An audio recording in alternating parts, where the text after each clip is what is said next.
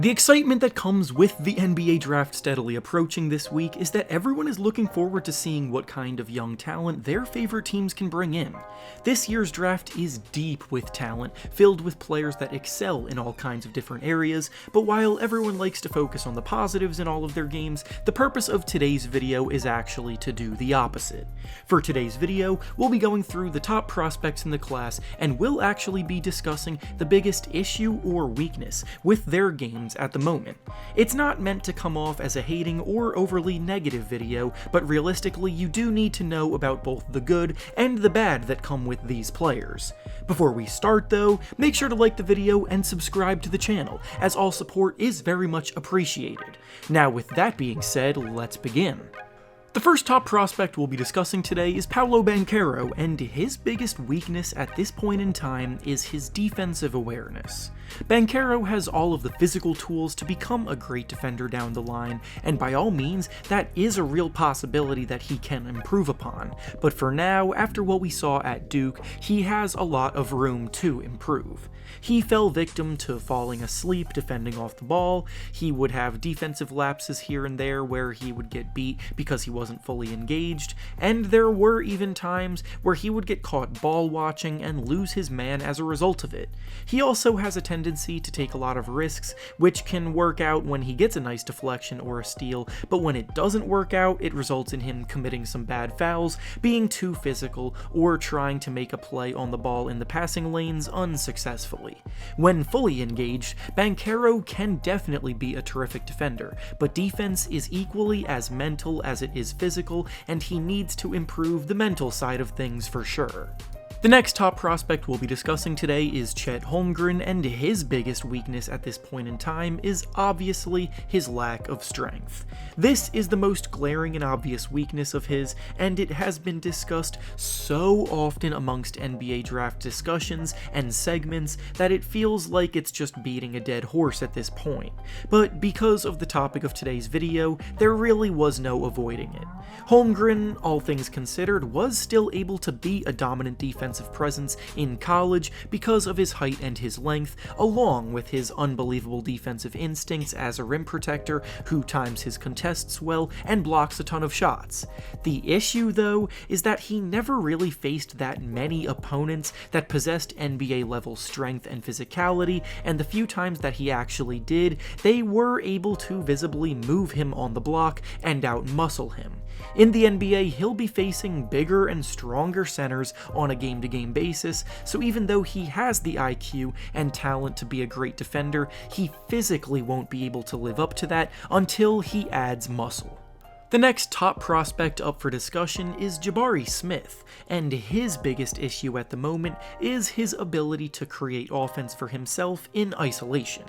When you're looking to potentially be drafted number 1 overall like Smith is, you want him to show you ability to become a number 1 option. In order to be a number 1 option offensively, you need to be the kind of player that you can just give the ball to and allow him to go make a play. Smith is good at a lot of things, but in his current form, he is not yet that kind of guy.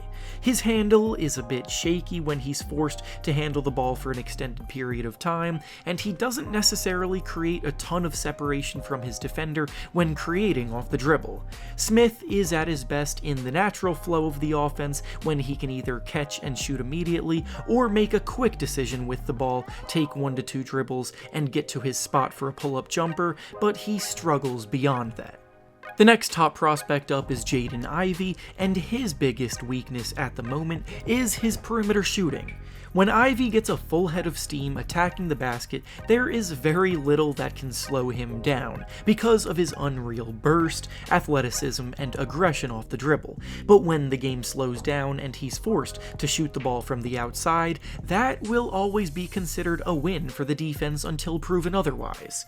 He's a career 32% shooter from 3 in college, where he was a bit better shooting off the catch than he was off the dribble, and even knocking down shots in the mid-range has proven to be problematic for him over the last year. This past season, Ivey shot just 20% on jump shots inside of the three-point line, and on all shots that he took off the dribble combined, he shot just 29%, so if you get him to settle for a jumper off the dribble, you've done your job. Unfortunately for opposing defenders, that's not going to be very easy to do because of how quick Ivey is, but when they successfully do so, the threat of him scoring reduces drastically. Next up is Keegan Murray, and the biggest issue with his game at the moment is self-creation.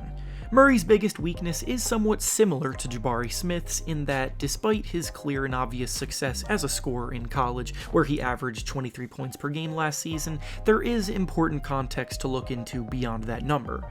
Murray is the kind of forward that can grab a defensive rebound and immediately push the pace with the ball to start a fast break, which is something NBA teams will love about him. But again, when the game slows down, his handle can prove to be a bit loose, and he's not likely to be someone that will be taking defenders off the dribble in a half-court setting. He's a very good spot-up shooter and has some reliable post moves to go to when he has a mismatch down low, but he's not a go-to guy by any means. Up next, we have Shaedon Sharpe, and the biggest weakness in his game at the moment is his decision-making. Truth be told, it's really hard to say things like this about Sharpe with any conviction because he hasn't played basketball against legitimate competition to judge him off of in over a year. He was the #1 recruit in next year's class before he reclassified to this year, and even though there was a ton to like about his game coming out of high school, it's not always the best barometer to judge a player off of. Regardless though, Sharpe has all of the tools to be a dominant scorer at the next level. He's just going to need to learn when and how to use them. He's someone that settles for shots off the dribble that aren't exactly the easiest. There were instances in high school when he would try to take over games by himself and just overshoot the ball to the point where he shot them out of it, and that kind of shot selection obviously won't fly in the NBA. So it might take a while to settle into this level of competition, but if he can work those issues out, there's a lot to like for him. And finally, the last prospect we'll be discussing today is Dyson Daniels, and his biggest weakness at this point in time is his perimeter shooting. Daniels is the prospect this year that you can add to any team in the lottery, and he'll immediately become an impactful contributor for them because he plays good, smart basketball, makes winning plays, and sees the floor well as a playmaker. But if he wants to become a true threat across the board, he needs to become a more reliable shooter. He joined the G League Ignite program this year and got valuable experience playing against other professionals, so that will do him a lot of good. But on the NBA three-point line that they shoot in the G League, he shot just 25%, which is well below league average. The silver lining is that he has good shooting form, so there is promise, but he will need to continue to work at improving that efficiently and effectively. And with that being said, that's all I have for you today. Make sure to like the video, subscribe to the channel, and comment down below anything else that worries you about these players. Thanks for watching, and I'll see you all next time.